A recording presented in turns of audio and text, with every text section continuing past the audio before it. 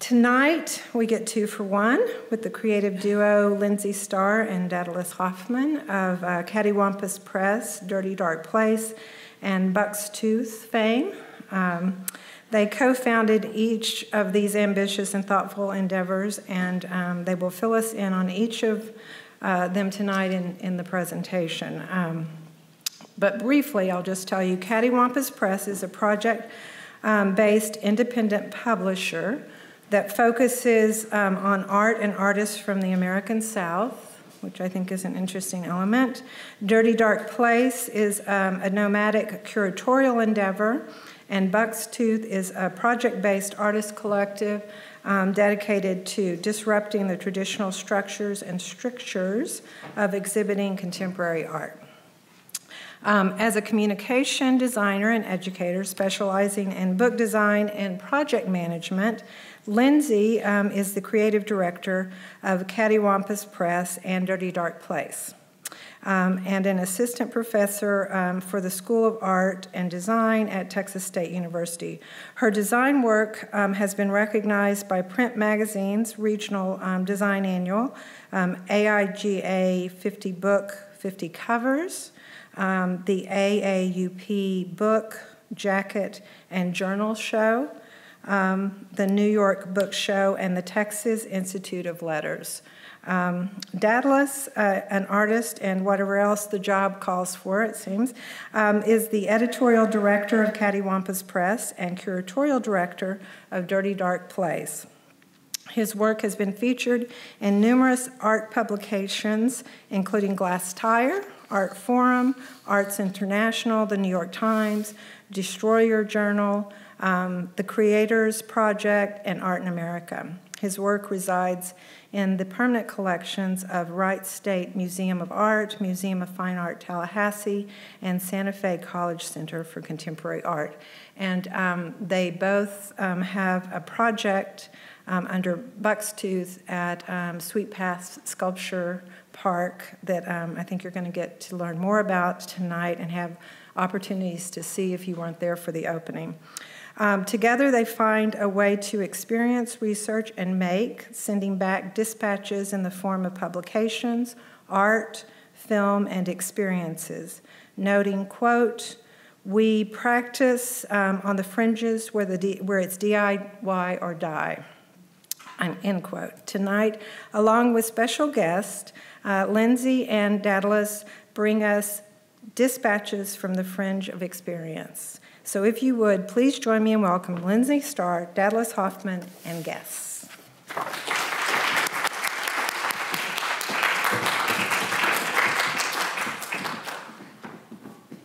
Howdy. Yes, thank you so much to Terry and to the Modern. Clearly this program has reached its end, and we're happy to be here to celebrate the burning of Rome with you all. We don't know why we're here, but I guess Terry's trying to get fired. You want to take it from here? Sure. So thank you for that wonderful introduction. I am Lindsay Starr, designer and publisher. Yes. And I started as a book designer at UT Press and was there for about 10 years, taking in the whole publishing process. And then went and got my graduate degree at Texas State, and my thesis was about expanding the role of the designer into the role of a publisher. So I feel like I'm still at that work with Cattywampus Press. Yes, and Lynn's being modest. She was the senior designer at the University of Texas Press. She worked with countless artists, including Texas legends like Vernon Fisher, who's in the audience here today. We're so grateful. Mark Cohen, Gail Steck, the list goes on. And I was fortunate enough to meet Lindsay at what I was working for UT Libraries, and we were doing a screening of, what was it? Mexican cinema. Well, the book was the classical Mexican cinema. Right. And, the scholar who wrote it, his name escapes me now, was having a screening of films. I'm sure he's very esteemed, but so anyway, we were producing these screenings, and I saw this incredible person, and next thing you know, we have this slideshow that we're going to share with you today. He was like, "Oh, you make books? Will you marry me?" Right, yeah. So publishing is probably the biggest part of our practice together. Together we formed Cattywampus Press. We're an LLC. We operate out of Austin and San Antonio. 2017, I mean. Yes, 2017. We like to say that we curate, we design, we publish, and we also create or support art through that practice. Yeah, I think in the beginning, as we'll see from these first slides, it sort of generated out of our own studio, and then you know, we began to look outward and become equally as interested in the work of others, which is a theme that will be pervasive throughout our practice, as you'll see. So I'll talk about this text first, which I believe is might be our first collaborative book. Various small fireworks stands, and it investigates the sort of vernacular architecture of fireworks stands throughout the Texas Triangle. So this book is made in about a week. We drove the Texas Triangle, which is, you know, between Houston, Fort Worth, and San Antonio, during the week of the 4th of July, documenting every fireworks stand that we came across. And with disposable cameras. Yes, point and shoot. Not being precious about our shots. Yes, point and shoot disposable Kodak cameras, 35 millimeter cameras, which I then processed. And this resulting text is 27 pages with, I think, 3 fold-outs. And but it's sort of, you know, is like probably an experiment in psychogeography, I would guess, and looking at how our collaboration could play out over objects and explore our mutual interest in photography and sort of the writing of Lise Moon. And I think this was a really formative project for us. And also an homage to one of our heroes, Ed Ruscha. Ed Ruscha, obviously. And his early publishing endeavors. Okay, animals I shot at Cabela's. So the largest, now, I believe this is factually correct, but it's my understanding that the largest Cabela's in North America is in Buda, Texas, and which is, I think, exit like 210 or something like that on I-35. And if you go in there, it has like every endangered species has been like taxidermied and is on display in sort of like this really horrible tableau throughout the space. And they have a gun library, which is exactly what it sounds. It's like a space where like guns are very fetishized. And so we, you know, are sort of two minds about these types of places. But I think we were pretty upset. Yeah. Well, these first 2 books were very experiential. You know, we were starting our personal relationship and starting to make things together. And so we gave ourselves the task of going in and taking a photograph of every animal, really documenting the space. Yeah, we went in with our smartphones. And after about 300 animals, you start to get a little grumpy. Just washes over you. You start to get a little cynical. So yeah, a lot of death. Yeah, so we didn't get every animal, but we chose I think it's 100. 100 shots to make this this little book, kind of like a protest. Yeah, it's a little protest text or whatever, and probably a stand-in for a kind of performance. Yes, and these first 2 books are also hand-bound, so we're having them printed locally, and then we bind them ourselves. Yeah, in our studio.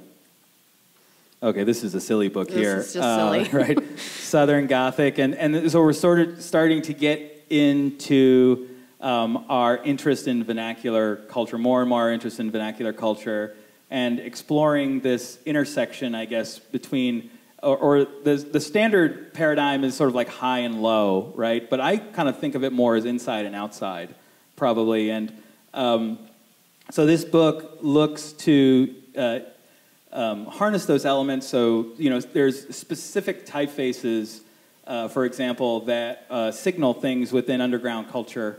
And so, like metal typefaces, like black metal typefaces, are probably one of the most emblematic sort of design features within sort of post-hardcore, hardcore culture, right? And so we're looking at that, and that's really, I think, where the book came from, was looking at typefaces. And well, and thinking about the term Southern Gothic and what does Gothic mean today, really, especially in terms when related to Southern. Mall culture, yeah, exactly. So it's a gag. Yeah, it's a funny book. But this is a really excellent book. This book came out of my studies, my graduate studies. I was reading this book called Confessions of a Failed Southern Lady, and by Florence King, who was a critic writing in the American South in the 50s and 60s. And an interesting sort of cultural conservative, but also a feminist. A feminist, a lesbian, but also conservative. A neocon, right. Which she would write about a lot. Anyway, this passage in her book was basically this scribe from a male about what a Southern lady is, and he basically describes a belle. But at that same time, I was doing a lot of research in the Library of Congress in their prints and photographs division. Yeah, so these are all FSA. And I found these gorgeous photos of migrant women in the 40s working in the South. And I'm like, well, you know, this kind of debunks this whole description of what a woman in the South is and should be. Like, really, we work hard. We give they give their bodies to the land, to their babies, to their husbands. And I felt like these images really paired well with, so I started doing research about that scribe that she used in her book, and I found many other women scholars using it as a point of reference to describe the belle. Right, another feminist text. The red sheets that you see are literally taken from those books. So it's the same passage used over and over in different forms of scholarship. And they're kind of stuck in with these photographs. So this is like a found book. I didn't write a word of it. I used my design and my research. Editorial skills to combine these things together.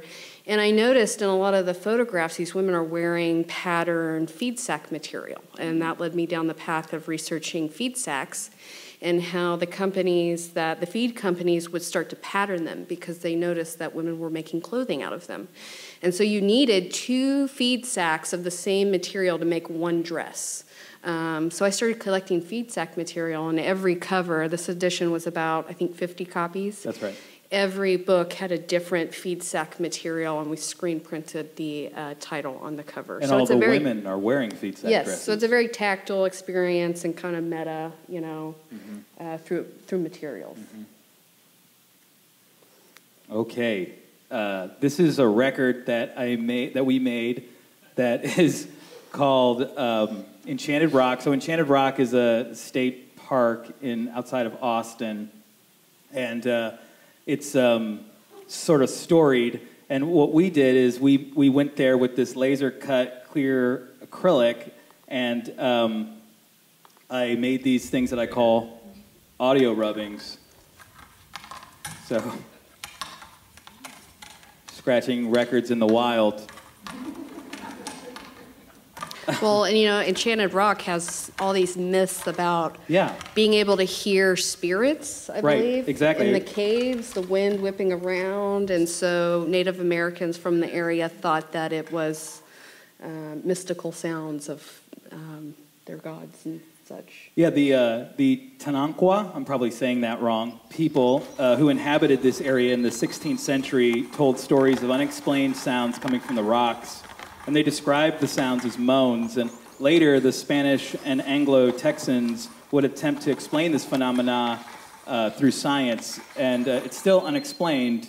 People still observe it to this day, and it's still unexplained, so they're called the crying rocks. And so we took this as an opportunity to sort of explore the tactility of sound, and also, you know, just the idea that records are basically a form of relief. Right. So this is an edition, and I think it's gone now. I think it's out. Yeah, we sold out.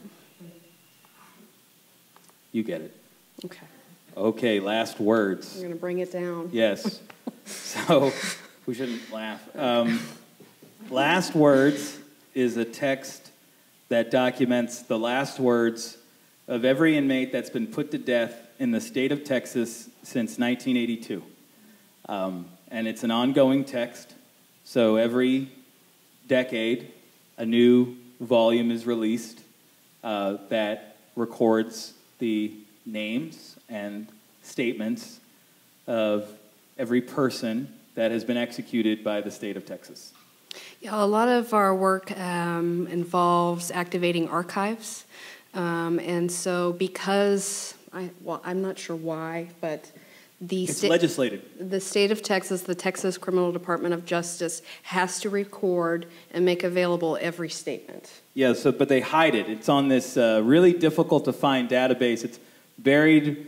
You have to go through many layers and send emails and stuff. But you can get access to it. Everybody can. It's your right to get access to this material.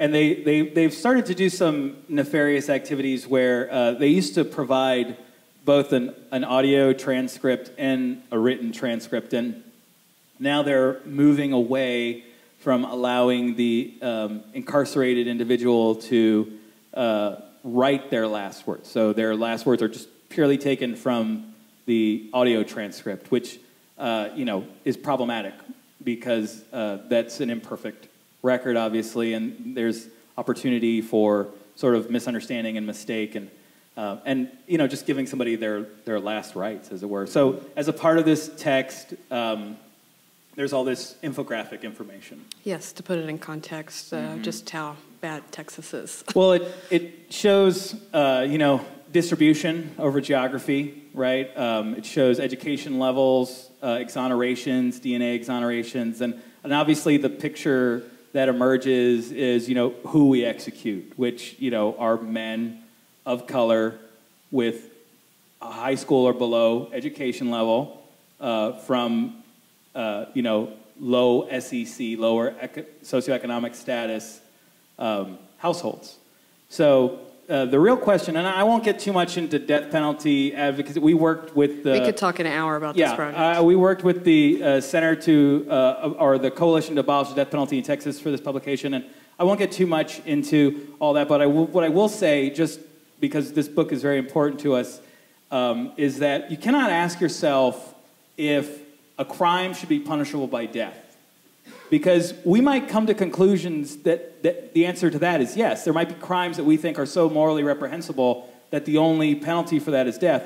But what you have to ask yourself is the state capable of administering this form of punishment with regard to class, race, and gender? And the answer to that is no. And we know that empirically. And that's what these documents demonstrate. Okay, this is the total other side here, the total other side of our practice. This is the Toilet Seat Art Museum in San Antonio, Texas. 1,400 and something unique works of art, all made by this incredible person, Barney Smith, a great folk artist. In this photo, Barney is 97 years old. He, unfortunately, has passed away. He passed away last, I want to say March or April? I think it was April. Yeah. Mm-hmm. And we spent about a year with Barney cataloging his entire life's work. I love that seat so much. I love that. It's so strange and funny. Barney sort of, would use his art making as a means to whittle the world down into a manageable size. He was a journeyman plumber. So he had contacts at Bemis Supply, and they supplied him with 500 defective toilet seats in like 1996, and he was off and running. He had always been a closet artist. He loved ceramics. He was making oil paintings, and when we found Barney... he had put his museum up for sale. Because like most people in their late 90s, he realized what was imminent, and he wanted his collection to stay together. He didn't want it going off. He wanted it all together, and he wanted to go to one institution or person. Yes, so that was impossible. So what we did was work with him to create a text that would commemorate his life's work and document it. Because we didn't know what was going to happen. His family might just well throw them all in a dumpster, Mm-hmm. So we'll play this little video here for you to give you some insight. Yeah.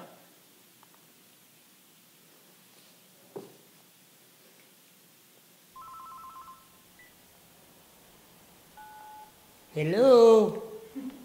Hello, is this Barney Smith? It's me. Okay, you have to tell me what hour that you'll be coming to see the museum. For 1 Open hour. it up by appointment only, so therefore you got it all by yourself. If nobody else has made an appointment, well, you got a lot to look at. I've got 1,192 toilet seats hanging in here. I hope that I'm still here. I hope I don't have to call the ambulance and put me in the hospital between now Guilt. and then. Very good. But I'm 94 years old and I've got to take it real easy. Oh, I've been doing artwork ever since I was a teenager. I had an upstairs bedroom all by myself in my mother and dad's house, and I had all the funny paper characters on typing paper. This pencil is inked out. I never did go into any painting until later on, but I was doing pencil, and I did a lot of drawing, sketching.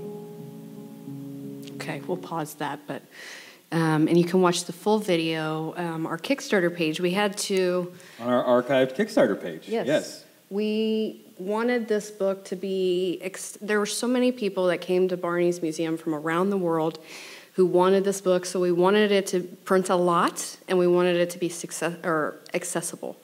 And books are expensive to make, especially nice hardbound books that would really do his work justice. So we actually did this Kickstarter and raised quite a bit of money to produce the first edition run of 500 books. Yeah, and this sort of opened up a whole aspect of our print or of our publishing practice. Yes. Which was this sort of pre-sale model, which isn't novel. Obviously, you know, people do that, but for us, it became a really sustainable way of leveraging sort of enthusiasm or interest around specific projects. Yeah. And, you know, not to get too crass about the sort of market dynamics, but proofing the market, basically, right? I mean, to demonstrate that it wasn't just a good idea and a necessary thing, but that people wanted it. Yeah. I mean, something that I learned from working in publishing was that overhead, the books that sit in the warehouse, kind of kill you. So this model gives us a chance to not only engage the audience, but to sell out very quickly and then move on. So that's part of the reason we call ourselves project-based. We're not interested in maintaining warehouses. We're not in the warehouse business. We're interested in the book as an object that documents or... has its own life. Yes. Right, and is in touch with a specific community, and hopefully like can move, you know, beyond that community through word of mouth, through enthusiasm. Here's another publication that we did following Barney on the same model for the artist Jules Buck Jones, who's a great Texas-based artist. And Jules and I were friends for many years, and Lindsay and Jules were colleagues at Texas State University. This book was in collaboration with the Art Museum of Southeast Texas and another successful pre-sale campaign. Shall we toggle back to get a bit of the video? Sure. Oh, where was that? Sorry. Here we go. Yes, we had to, you know, we produced these little videos, and this is a fun one. Well, we run these whole campaigns, right? So we design the books. Obviously, the strategy, I made that puppet, that's me. Hi, I'm Jules Buck Jones. I'm an artist living and working here in Austin, Texas, and I'm teaming up with Cattywampus Press to make a new, cool book. This book's called Wild, and we're using this Kickstarter campaign as a means to... Oh no! Not another crowdfunding thing? Okay, that's not helpful. Think of it as pre-sales. This is a way to get the book early, and also a way to get cool new rewards that we have listed below. You probably get the picture. Pre-order the book and they'll get sweet deals on merch and artwork? Yeah, that's typically how these things work. Okay, so you piqued my interest. What about... I think that's more than enough of that. But the point is, and let's say that Jules is known for Animal Facts Club, where they build puppets out of cardboard and do educational programming. That's right, and funny voices. Yeah. Yes. Would you want? Okay, we'll go back. We'll go back just for Terry. Just for Terry. And we check out I think it's a crocodile. I don't want to get, you know what I mean? But just, we are in the Animal Facts Club. Yeah, let's jump ahead here. They'll get Oh, very, very professional. And don't forget about the book. I was getting to that. Of course, there's the book, and there's limited edition fanny pack if you're into that kind of a thing, and there's zines and prints and Who doesn't like a nice fanny pack? And don't forget about the really cool Animal Facts Club expedition. Wait, what? There we go. Exactly. That's a money shot, though, right there. You know what I mean? What are you going to do with all that money you're trying to raise? What are you doing with all that money you're trying to raise? That's what the IRS would like to know. Yeah. Okay, and then our most recent and our last crowdfunded project is with the Alabama-based photographer Devin Lunsford. And we'll just give you a clip here. Where you come from is gone.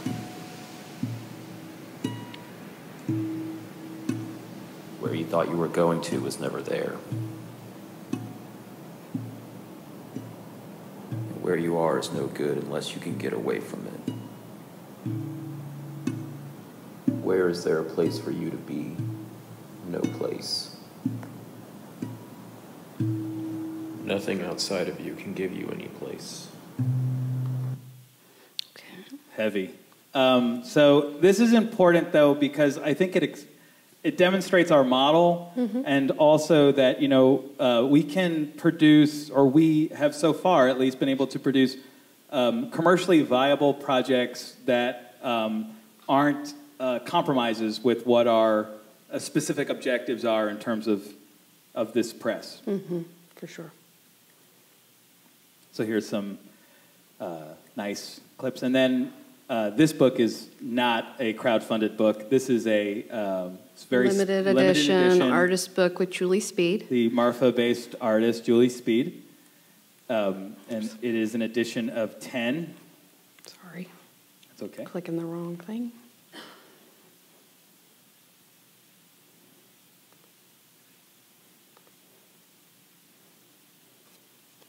So I met Julie when I was working at UT Press. She had done 2 monographs with them, and now lives in Marfa with a view of the Chinati campus. If you've not been to her studio, she lives incredible. in the jail, in the old jail. And so we were visiting her, and I saw these nuns laying around, and we asked her about them, and she was in progress at the time. It was about a year or 2 ago, and we just fell in love with them and started kicking around ideas to do an artist book with her. And so we put together this book, and it comes in a specially built wooden box and a little stand that you can stand the cards up in. For your idols, yes. I know that you haven't been paying attention, so you'll be especially vulnerable. I don't know what that is. David Schultz was the producer of the... Sorry, y'all. Sorry. A little interlude there. I don't know. Can't explain that. Too many windows open. Okay, so now we want to bring up our first guest, Raul Rodriguez. Please. If you want to come on down. Come on, Raul. Please give a welcome to Raul. Raul, like ourselves, is a self-publisher, and he runs Deep Red Press here in Fort Worth. So, hello, Raul. Hey, how are you? Good. I think I might have treated this too much like an art assignment, and I wrote this like really long monologue, but we can freehand it. Oh, good. But let me just read a couple. I'll try to be natural. Obviously, I'm not a natural at this, and I'm a big fan of the modern Terry and Cattywampus. But, so I have a project called Deep Red Press, and it's a publisher and online platform that features regional photographers from Texas that are exploring diverse themes and stories with print publications and online interviews, our goal is to recontextualize visual art and artists that are redefining the landscape that surrounds us. I wanted to talk about the beginning of Deep Red Press, which kind of came at a point of rejection for me, and it has a lot of these political connotations to it. At the time, I was really involved in politics here locally, and then I soon realized that that really wasn't my arena. So I wanted to sort of flip the script on this title that I kept hearing, which was Deep Red State. And so I created Deep Red Press, and I decided to publish content that might not actually define what that means. And I think like we all carry this sort of DIY approach. The beginning of Deep Red Press started on Tumblr, which might have had a life between 2004 and I think 2015. I have many Tumblrs.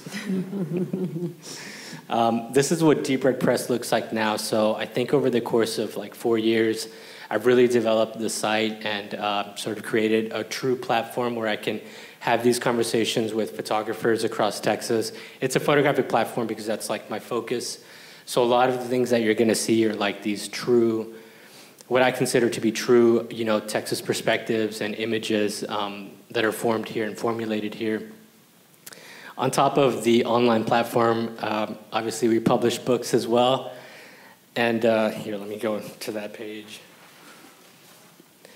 But you could say that the publishing came before the platform. This is actually my book right here that I started with, and I was just sort of putting this book together. It's an excellent book. Thank you. Not really knowing that I was also going to be putting together this project called Deep Red Press, where I was going to publish, you know, even more of these sort of Texan perspectives.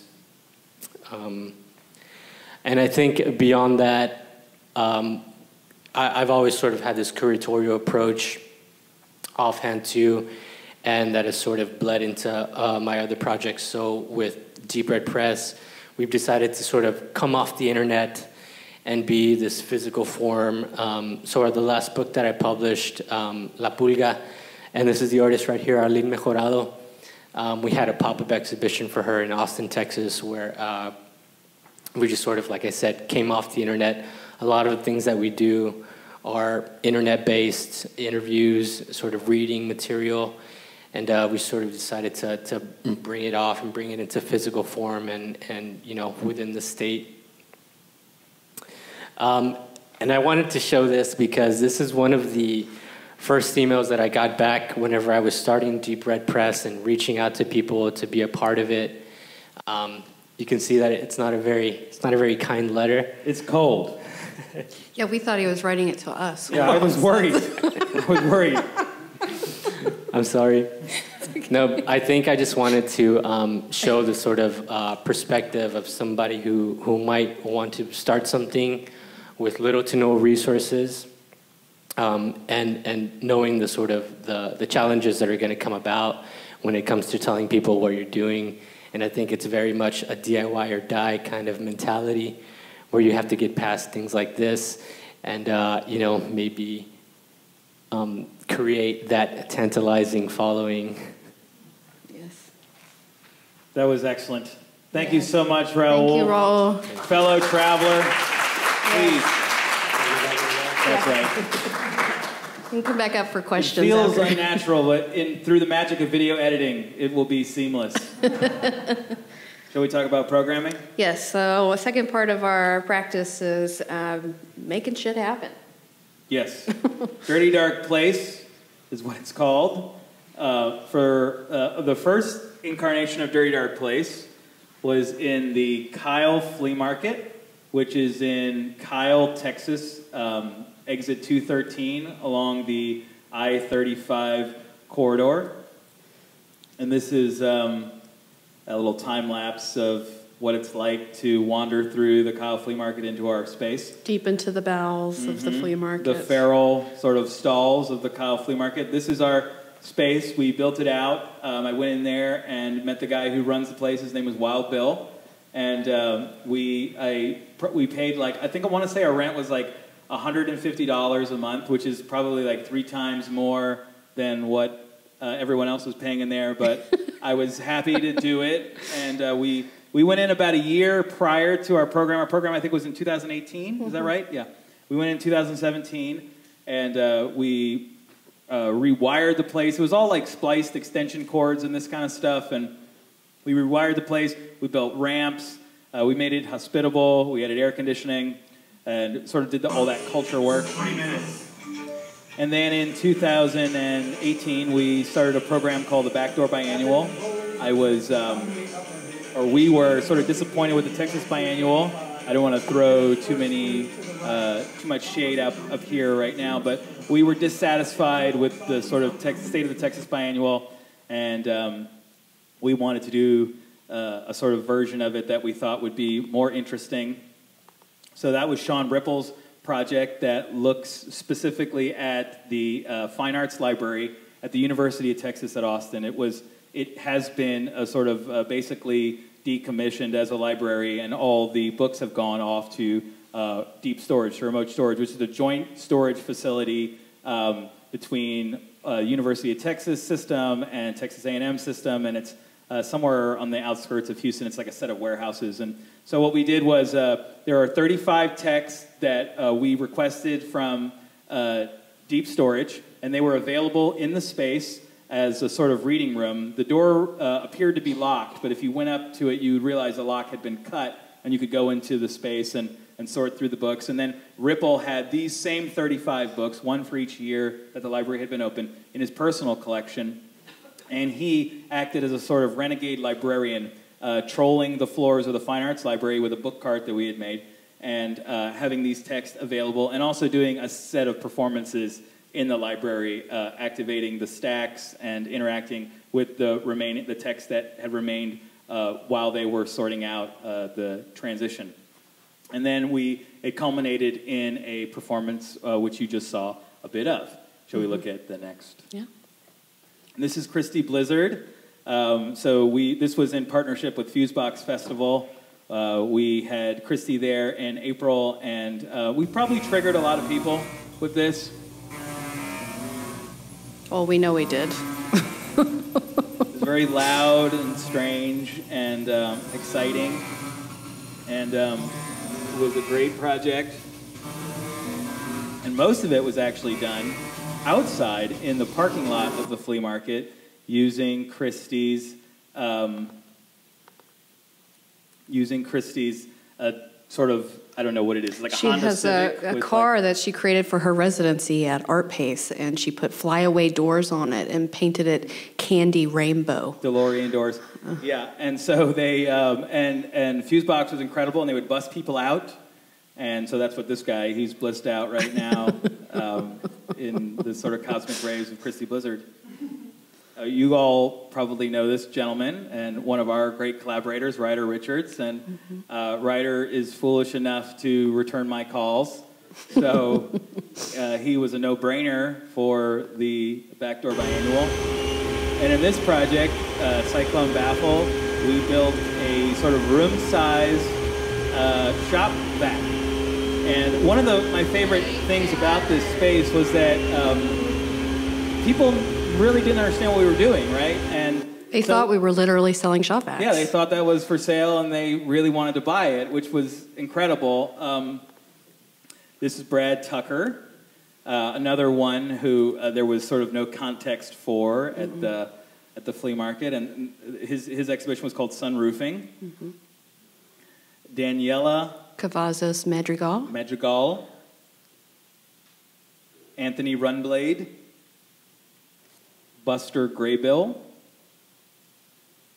So part of being in the flea market is engaging with folks that... The context. Yes. With this machine, what do you call this machine? Is it skeet machine? Skeet shooter. We set it up inside the space, lock the door, and put a firing mechanism on the outside. So you get this nice little gratification of... Yeah, that was the whole project right there.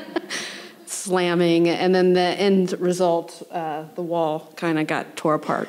And we had other artists, Jeff Gibbons, and who else? Who else do we have? I'm blanking right now. Jules. Jules Buck Jones, Tara Bechachara Reed, Robert Jackson Harrington. It was a murderer's row. Every month. And really what it became was a laboratory where these artists could come out and have a space that really they could tear it apart if they wanted. So it was, I think it benefited the artist as much as the people walking through the space. We are interested in a form of populist conceptual art, and this is sort of like the first in that enterprise, basically. Moreover, I think we're very interested in sort of art that exists in a liminal space where you're uncertain as to its status. Yeah. And so this was the first attempt at that, and so it was about context. And as the practice progresses, I think we become more focused on the objects themselves. Right. The Quonset Hut Micro Cinema. So we were approached as a result of the flea market space by these folks that run the Mighty Union, which is a hospitality group, and they opened a fancy new hotel in Austin called The Carpenter, and they were kicking around the flea market, coming to our projects, and they asked us to do some programming for them. So we conceived of a micro cinema. Yeah, they had this great Quonset hut by their pool that was a no-brainer for film screenings. Yeah, and so we had brought, it mainly was films on 16 millimeter, and then we also produced a tour with Bill Brown and Sabina Gaffat, who are filmmakers based in North Carolina, and that was in collaboration with Art League Houston, the Blanton Museum of Art, Sala DS, and the Mighty Union. And here's a little clip of their piece called Unsettling Texas, which was a piece for two 16 millimeter projectors with different sort of altered loops of found footage and laser etched celluloid. Yeah, they're creating like live film collage, essentially. And I think we did they did four or three. Mm-hmm. Four, that's right. Performances of that. There they are, working in the back with their little headlamps. Mm-hmm. With the Blanton there.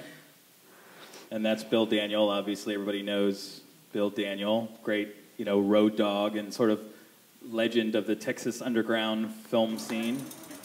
Getting his reel set up. And it's just a clip of Bill rewinding 16 millimeter films, but it still looks really cool, so you throw it in, That's Sonny Carl Davis, the great actor. He was in Eagle Pinnell's film Last Night at the Alamo, and the whole shooting match that we screened a very special copy of the whole shooting match, and we were fortunate to have Matt Muir from Revelator Films and Sonny to do a nice little chat and Q&A for that. Mm-hmm. And now we'd like to bring up another fellow traveler in alternative spaces, Tamara Johnson from Sweet Pez Sculpture Park. I was like, that's my name. Welcome. Thanks for having me. This is a good stage. Yeah. This is good place to be. Good vibes. Yeah, it is. Nice up here. So you can just flip through those. Okay. I have a ton of images. If you guys want me to stop on any, just scream. Yeah. Sweet Pez Sculpture Park is a outdoor art venue in West Dallas. Was opened in 2018 with my partner Trey Burns and I. Here's an aerial view. We were living in New York, and we were on the subway one day, and I had done a lot of outdoor sculptural projects in New York, one of the places being Socrates Sculpture Park. And Trey said, why isn't there a Socrates of the South? And growing up in Waco, he said this on the subway, and we immediately started our plans for leaving New York to make this idea happen. I started doing research, and there was no space currently in Texas that showed outdoor projects by emerging and mid-career artists on a rotating basis.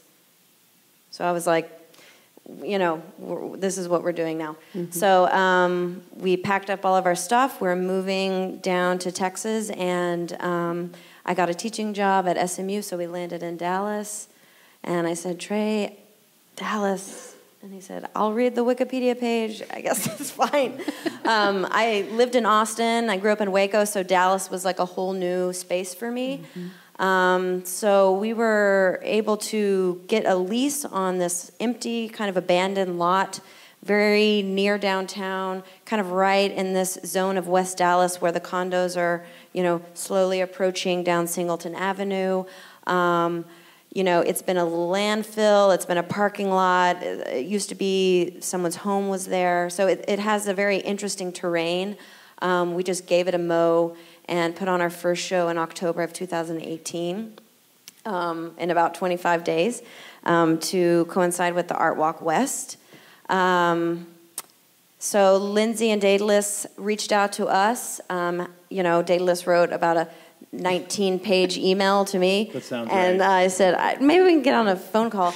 And they had this idea to do, you know, this really robust show with a lot of programming, a lot of performance, printed matter. I mean, just a wealth of materials. And we just felt like it was right up our alley.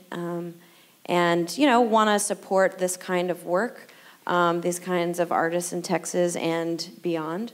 So we were like, here we go, fifth exhibition, Art Walk West 2019. Big mistake. Yeah, no. Great mistake. So these images are just a couple of images from shows that we've had. BUXTOOF worked together to put on the exhibition, which I'm sure you guys will talk a little bit about, called Bush League. Opened October 19th. Yeah. Right, yeah. I'm still like... We're going to talk more. Where are we work very hard. Yeah, we did. So we were like once a week phone calls with Daedelus, and, you know, I felt like we, you know, learned a lot from each other. It was a truly collaborative experience. A lot of the artists that we work with, there's always some sort of collaboration, whether it's in the means of fabrication or Trey and I driving down to San Antonio with our trailer to pick something up. You know, Raul, I felt very a kinship with you because when we started, we were like, okay, we have $50. How do we do this? So in the beginning, a lot of our kind of in-kind donation and help with the artists was to just provide our services, install parts of projects if that was necessary. When we were working with someone in New York, they would kind of build part of it. We would fabricate the other half. So we've slowly been kind of gaining momentum. We got our nonprofit status back in April. You know, trying to kind of, you know, the point is to just raise enough funds to keep the projects really interesting and, you know, not for sale and weird and wonderful, and most importantly, to give artists stipends. That's kind of the main goal. So we're slowly, you know, jumping from one lily pad to another lily pad. So, you know, in that sense, the way that we work with artists is it changes, and it's different each time. Yeah. So I think that's the last slide. Okay. Thank you so much, Thank you, Tamara, for all your hard She'll be work. back up for questions. Thank you. Yes, Tamara and Raul will come back up just in a few moments. Trying to keep this at an hour for y'all. But we can definitely relate to mushrooming condos and for sure, coming from Austin, and yes. shoestring budgets, and so we were naturally drawn to the project at Sweet Pass as something that was familiar to us, but at the same time very exciting, and we are thrilled to be a part of it and grateful to Tamara and Trey for their you know, support. Daedalus is a great artist, and that's not true. He was concerned about losing his practice to the publishing and the curation, right? So this next section is pretty much him being like, no, I still want to raise hell. So yeah, so we have a project called BUXTOOF, and it's a sort of loose collective of individuals, myself, obviously Lindsay Starr, Brock Caron, Ryder Richards, Anthony Runblade, and whoever else I can persuade into wasting time with us, basically. Yeah. This is a sort of silly project that I do monthly in San Antonio. I'm very interested in comedy, so we produce these.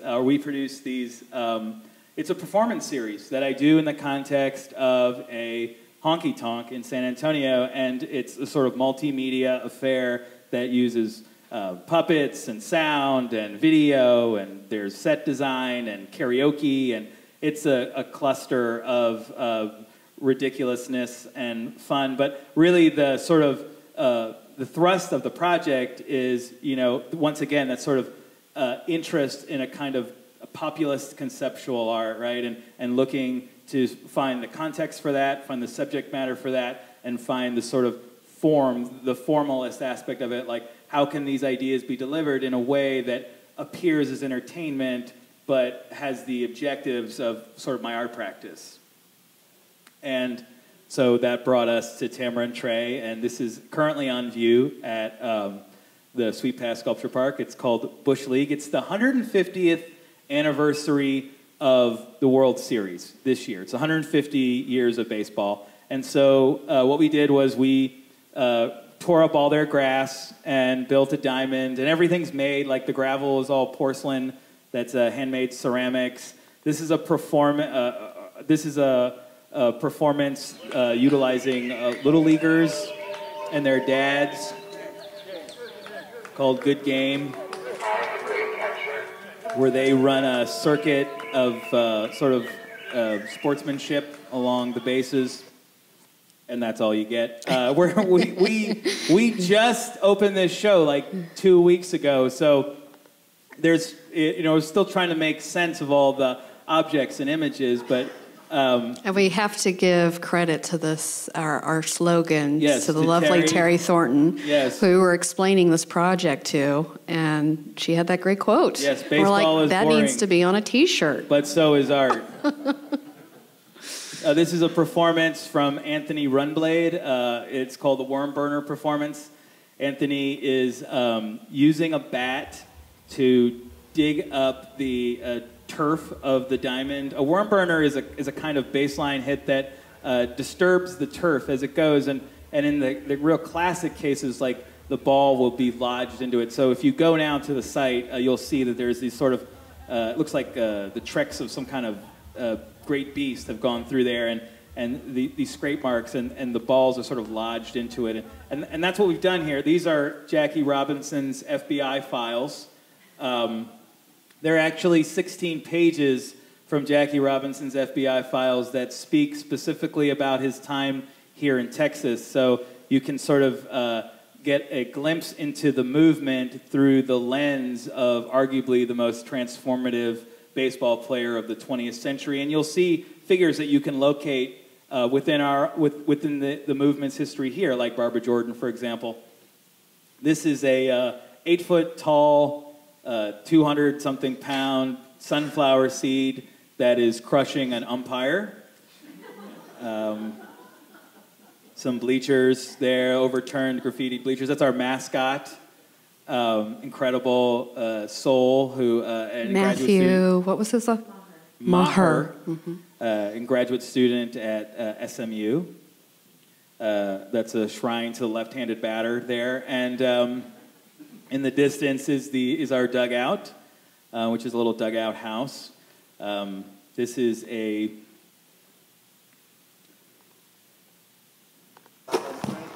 pitching machine that assaults a feed from the congressional hearings on steroids use in baseball.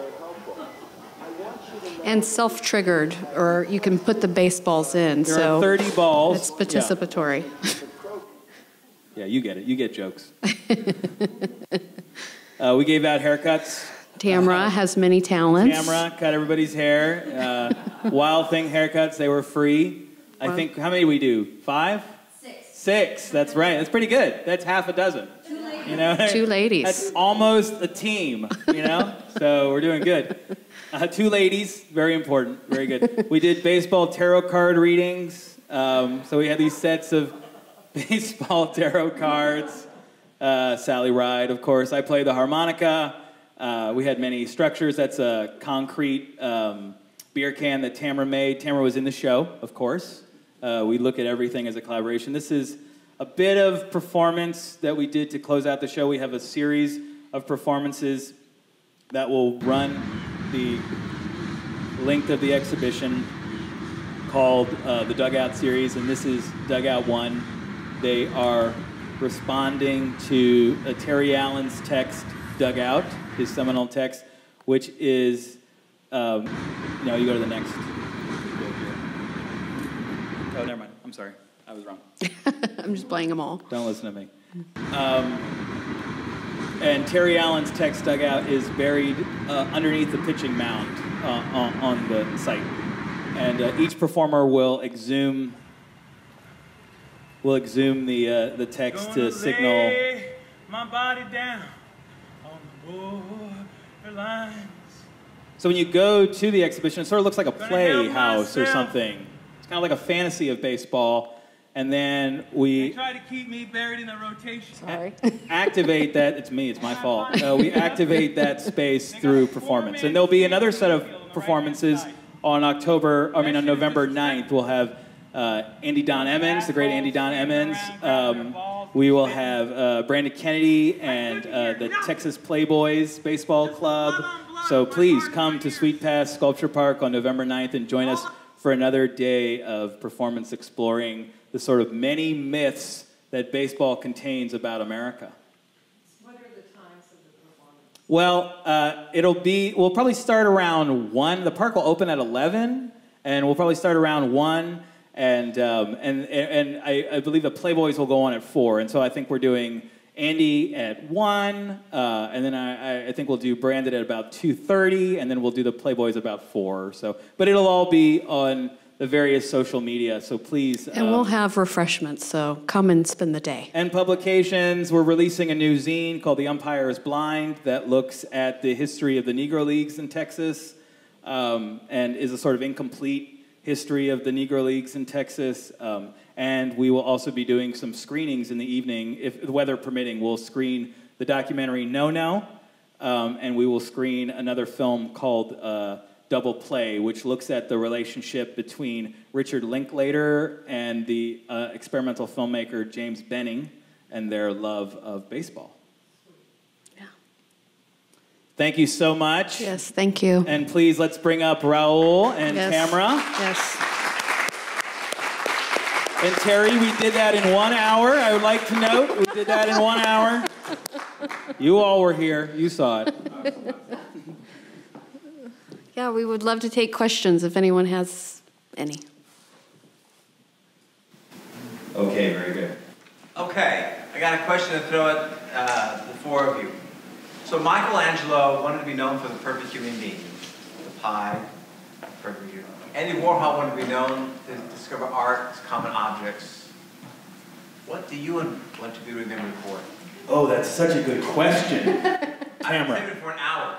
Tamara. And worth it, my friend. Thank you so much. Right off the top of my head, that everything is sculpture, for real.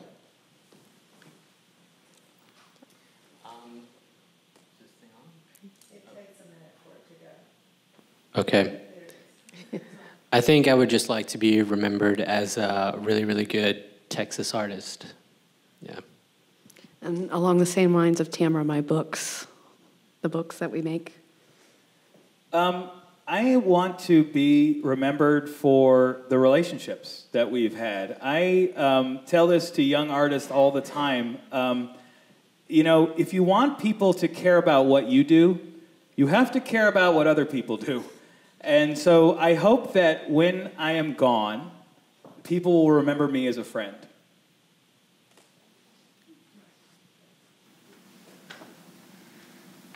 Please, have more questions. It feels very awkward up here. So I understand it feels weird to ask a question, but it feels even weirder to be here. There we go. What's your next book?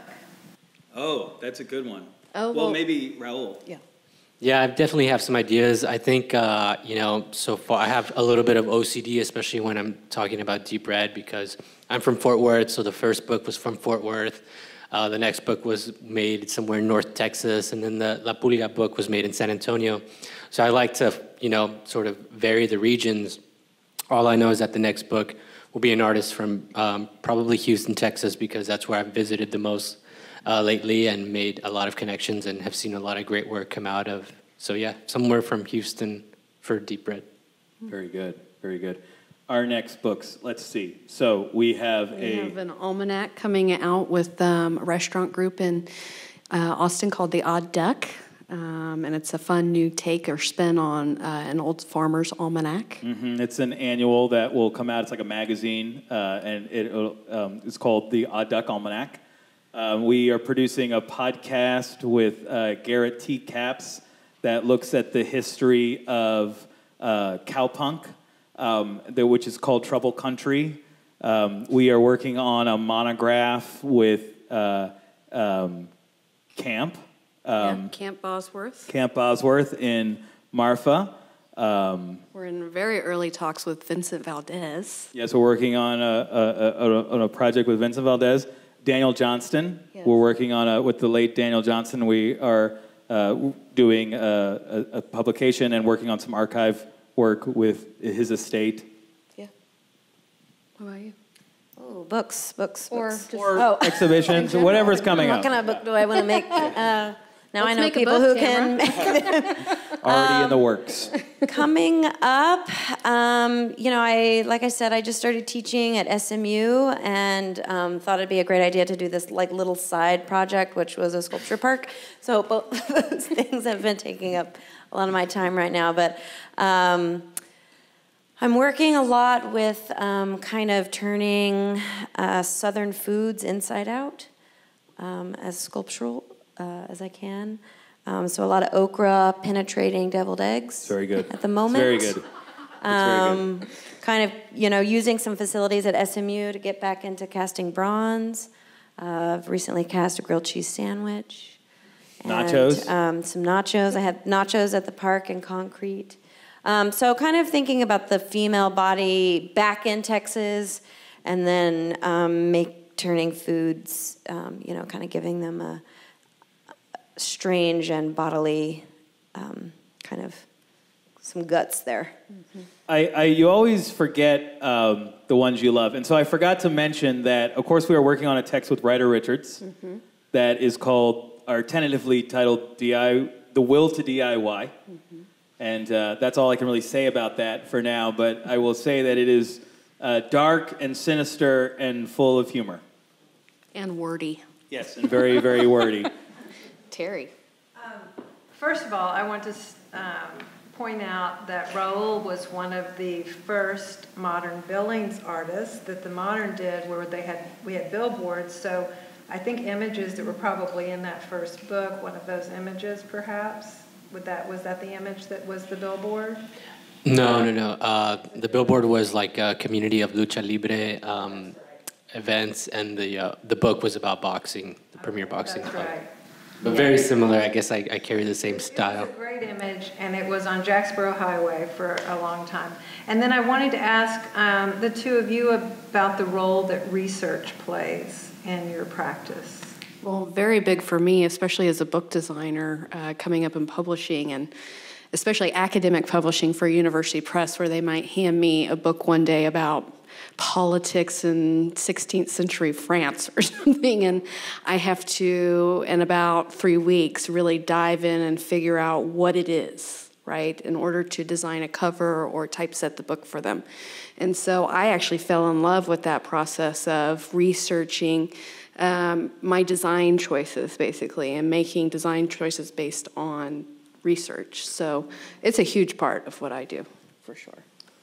Yeah, me not so much, because I'm a know-it-all, and that's what the internet's for. No, obviously, research is huge in what we do, and a way to sort of challenge our assumptions about what we think we know. I think that word is abused a lot. Research, often people mean that they are, summarizing someone else's literature. So I'm in academia, right? And so when I think about research, what it means is like to bring sort of, to test things, basically. A big part of research is to test something. And so that's essential in what we do, basically. I think the most important part of the research is the way that we test ourselves. Right. No other takers? I see you. Yes. Okay. Fair enough. So when you sleep as artists, what are your dreams like? Panic. So that's very good, though. You are from my dreams. Raul?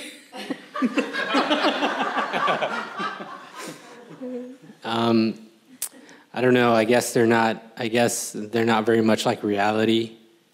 And that's all I can say. I mean, I always try to start my dream the way I want it to go, like in that time when you're like falling asleep and you're kind of in, you know, in limbo between awake. So I always try to start them out like I'm on a pool float and the pool's like really shallow because I don't really like the ocean or deep water. So I'm like on a really comfy pool float and the water's really clear and it's really shallow. So if I want to get out, it's not too hard. And, you know, it's sunny, but not too sunny. And then it just turns into, like, I'm waiting tables again, and, I'm in the weeds. I don't know, or, like, teaching, and, like, my locker won't open. I mean, stupid stuff. But I try to start the dream the way I want it to go. But it always, sometimes it kind of stays on that trajectory, but oftentimes it kind of just mirrors whatever's happening in my life. I'm not entirely certain this is not a dream. That'll be my answer. Let me unplug you.